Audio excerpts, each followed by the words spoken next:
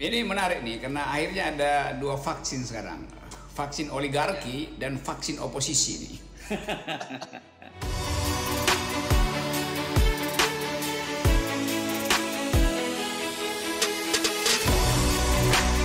Selalu ada yang disebut second opinion sebetulnya, dan second opinion itu adalah hak dari ilmuwan untuk mengembangkan sesuatu berdasarkan kemampuan dia untuk membuktikan.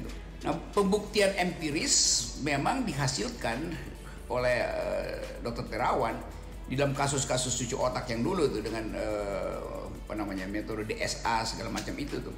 Dan itu berhasil justru dia menangani tokoh-tokoh politik juga tuh. Dan memang secara konsep akademis dia harus bertanggungjawabkan metodenya itu tuh. Tapi mungkin dia belum ketemu forumnya tuh, udah keburu dikasih sanksi kan. Sehingga sebetulnya kuriositas akademisnya jalan terus, lalu dia coba lakukan itu dengan cara yang sama untuk menghasilkan vaksin Nusantara. Nah, mereka yang menganggap bahwa ini semacam terobosan juga sebetulnya menyediakan diri secara volunteer untuk jadi sampel. Jadi nggak ada soal juga, walaupun ada semacam konsorsium yang menganggap tahapan pembuatan obat itu sepertinya di luar prosedur tuh. Tapi dimanapun, bahkan obat yang udah paling canggih di vaksin yang dibuat di dunia hari ini, tetap dianggap juga ada yang melompati prosedur kan. Kan jenis-jenisnya lain kan, basis penelitiannya lain, metode untuk menghasilkan vaksin itu juga berbeda-beda. Jadi biar aja ada berbagai macam metode untuk menghasilkan vaksin itu. Dan kita belajar sebetulnya ilmu pengetahuan memang selalu hidup di dalam kontroversi itu tuh. Metode mana yang bisa dipertanggungjawabkan itu tergantung dari komunitas yang biasa disebut normal science. Kalau kita belajar filsafat ilmu, ada normal science, yaitu kumpulan dari researcher yang secara teknis diasuh oleh satu paradigm. Misalnya paradigm vaksin yang basisnya adalah melemahkan vaksin untuk memancing imunitas dari tubuh. Ada yang menganggap bahwa nggak perlu cara itu tuh. Cukup dari setiap orang plasmanya itu disedot, kemudian diamplifikasi untuk dimasukkan kembali supaya dia mendidik imunitas kita. Kan vaksinasi artinya memancing, mendidik tubuh kita mengenali virus kan. Jadi macam-macam metodenya tuh. Yang memang kontroversial. Dan pada waktu dia dipecat juga terbelah kan, bahwa kok Terawan dipecat, padahal dari awal dia udah kasih sinyal tuh. Dan sangat mungkin sinyal Terawan itu lebih masuk akal daripada sinyal Bio Farma atau epidemiologi lain tuh. Tapi pembuktian itu kan tidak mungkin ditagih setahun yang lalu. Nah, sekarang ada kesempatan, Terawan udah bebas, dia menganggap saya researcher, sertifikasinya di mana itu bisa dipertanyakan. Tetapi fakta bahwa dia mampu untuk menghasilkan vaksin dengan metodenya sendiri atau metode yang unik sebetulnya, unik artinya belum umum karena terlalu kayak kita pesan kursi harus ergonomik gitu kan, supaya pas dengan tubuh kita tuh. Jadi begitu juga cara Terawan kira-kira berpikir bahwa setiap manusia itu imunitasnya itu bisa dihasilkan langsung dari dalam tubuhnya itu. Kan itu logika yang biasa aja kita kenal di dalam cara berpikir itu. Jadi sekali lagi bagian politik akhirnya masuk di situ, tertempel di situ, justru karena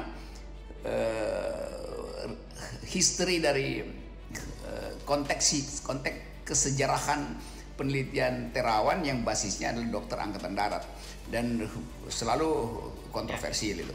Ya. Iya, kalau saya lihat dari sudut pandang lain, misalnya hak asasi manusia itu Terawan berhak itu, karena nggak mungkin kita dibypass oleh keterangan pemerintah bahwa harus vaksin ini jumlah sekian segala macam. Itu juga membuat kita cemas dan menganggap bahwa jangan-jangan di belakang itu ada permainan bisnis, ada permainan diplomasi segala macam tuh. Karena soal kesehatan dunia itu udah jadi semacam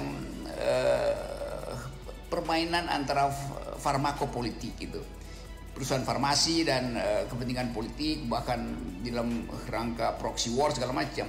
Jadi dalam dunia yang multipolar sekarang, multipolar dalam arti banyaknya teori, entah itu konspirasi, entah itu semacam proksi, kita tetap mesti mampu untuk melihat kemampuan kita sendiri sebagai bangsa dan sebagai manusia yang tidak ingin didikte oleh semacam ketakutan kan. Bagaimanapun pandemi ini adalah teror terhadap kesehatan psikis manusia tuh. Jadi mereka yang masih berakal sehat tentu ingin secara pelan-pelan mencoba memahami apa sebetulnya yang terjadi di dunia. Nggak ada satu orang pun yang tahu apa yang terjadi tuh. Mungkin nanti 30-40 tahun ke depan baru ada riset tentang yang terjadi sebetulnya adalah permainan politik. Yang terjadi sebetulnya ada kesalahan di dalam memanfaatkan teknologi kesehatan macam-macam tuh. Nah, dalam keadaan ketiadaan paradigma, ketiadaan pengetahuan, maka berhak sebetulnya, bahkan setiap orang berhak untuk menguji cobakan vaksin versi dia sendiri, entah dalam bentuk otosugesti, entah dalam bentuk herbal segala macam. Itu hak orang untuk mencari rumus untuk penyakit yang dia idap sendiri kan. Jadi bagian ini sebetulnya yang seringkali dipakai oleh negara seolah-olah karena pandemi maka kebebasan orang harus dicabut, inisiatif orang harus dicabut, dianggap negara knows better. Padahal sebetulnya negara juga nggak tahu apa yang sedang terjadi di dunia tuh. Filosofinya begitu kira-kira. Saya kira nggak ada soal sebetulnya kalau terus-menerus kita pastikan bahwa ada alternatif vaksin. Karena dalam penelitian akademis, penelitian ilmiah di mana-mana itu selalu mesti ada counter balancing gitu, atau ya sebut aja counter power terhadap dominasi dari satu industri farmasi atau satu blok kesehatan tertentu tuh. Karena ini menyangkut di belakangnya berbagai macam kepentingan. Yang kedua, kemampuan kita untuk membaca daya tahan tubuh kita sendiri itu harus diserahkan pada nalar yang sehat, sehingga kita tidak diombang-ambingkan dengan berbagai macam isu tentang vaksin ini kan. Memang soal Sinovac dari awal Amerika mencurigai, akhirnya juga Cina sendiri menganggap kami akui memang itu efikasinya kurang. Indonesia sebetulnya dari awal juga tahu itu, cuma kan ada soal-soal transaksi yang udah ditandatangani, mungkin ada tukar tambah informasi, sehingga kita seolah-olah dijebakkan pada satu isu aja bahwa negeri ini harus divaksinasi tuh. Memang, tetapi pilihan-pilihan itu juga mesti tersedia, termasuk pilihan alternatif yang dilakukan oleh terawan itu. Kan ini lain kalau misalnya ID punya semacam standar yang diakui dunia tuh, dan dunia punya standar yang diakui oleh ilmuwan independen. Kan itu rumusnya tuh. Dan jangan sampai ilmuwan independen itu diabaikan seolah-olah mereka ini dukun. Dia juga punya metode yang tidak kalah secanggihnya dengan metode yang dilakukan secara lebih massal itu. Jadi saya tetap anggap bahwa saya nggak ada soal ada vaksin Nusantara, dan keamanannya itu adalah pertanggungjawaban 2-3 tahun ke depan sebetulnya, karena efeknya kan baru 2-3 tahun ke depan. Sama juga Sinovac juga 2-3 tahun ke depan baru ketahuan ini benar apa enggak tuh, jangan-jangan terawan yang benar tuh. Kita nggak tahu. Oke.